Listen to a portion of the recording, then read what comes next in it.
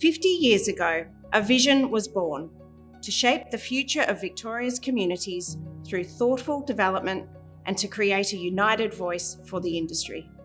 From humble beginnings, UDIA Victoria has grown to lead the industry that delivers the places we live, work, learn and connect. The UDIA to me means being able to actually have a voice in the industry. UDIA is no doubt the peak industry body in Victoria that's been delivering consistent results for 50 years. We're a highly respected body. The information we provide to government and authorities in making decisions is fundamental to how they operate. The UDIA is a trusted voice in that space that really impacts, I think, the work that I do day to day. What we do on the ground is amazing. That's the lifeblood of UDIA. We are the urban development industry.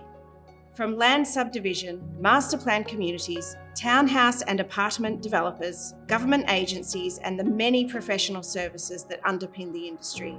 Together, we've transformed landscapes into livable communities, creating homes, jobs and opportunities for generations. It's about collaboration, bringing government, industry and the community together. We've faced challenges along with opportunities. The biggest challenge for me, one of the big challenges I've faced in my whole career. COVID came along. COVID. That was a challenging time. And I can still remember the Zoom meetings that were such a new thing at the time. The UDIA played a critical role in just keeping our industry open. It was very inspirational to see how, as an industry, we came together and the UDIA represented the industry. That united voice about how can we do this together, it genuinely saved livelihoods and businesses. It was a challenge, but that was a highlight. Through it all, UDIA Victoria has stood strong, leading with purpose and integrity. Well, I guess we have to go back to about 1981. The industry was on its knees. The institute was heading for oblivion. There was an administrative struggle to exist. And then RAPEC came onto the scene. It's a position that was just untenable. We had to do something. I led a group that effectively reshaped the institute. I think I got this persistent buzz in my ear. It was a bloke named Ray Peck. Bert, you've got to join the UDA. We need you, Bert. So. In those days, we had our meetings in the Stockland boardroom. We started having regular lunches, which I organised. There were pies and sandwiches, and we'd sit around the table, invite the planning minister to come along and discuss issues with us. We'd offer them a party pie and a damn sandwich. We couldn't afford anything else. The fees went from about $2,000 a year, which in 1981 was a lot of money, down to $50. And we were becoming quite an influential organisation. The first 30 years was about the establishment, the re-establishment, the building of the presence and the reputation of UDIA, and getting it to a status as a peak body that was listened to. Individuals like Bert, like Gabby, Jeff Underwood. There was no question that they saved the UDIA. It's like being involved in a family. Family is the word I use for UDIA because no matter where it is, no matter when it is, you're made to feel welcome. When Tony Di Domenico, who was then president, asked me to sponsor what was going to be the first of the presentation of a research document to members of the UDIA. Guess how many people turned up to it? 70.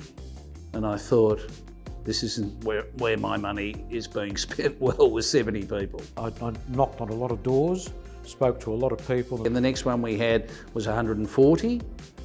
And after that we were like, well, Tony and that were like, shit, we need to get a bigger room. My predecessor, Jeff Underwood, he laid the foundations. It was easier to build on the foundations because those foundations were solid. We need to remember that the purpose and why we're doing this is to put roofs overhead, to create communities, to help people live. We understand what it's like for families to get into homes, and through the 2011 to 2017 when Melbourne was the most livable city in the world. That was something to be, when you're part of the industry, that you can be really proud of.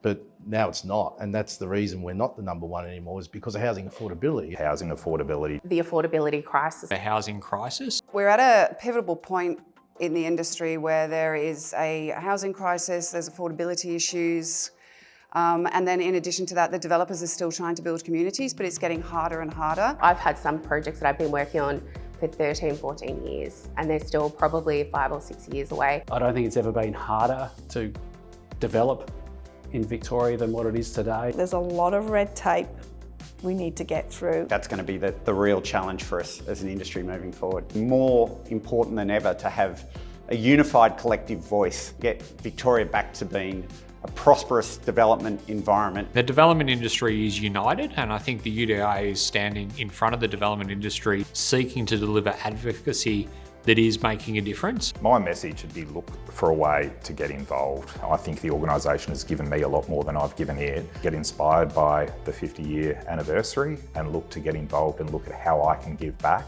to the industry that I'm a part of.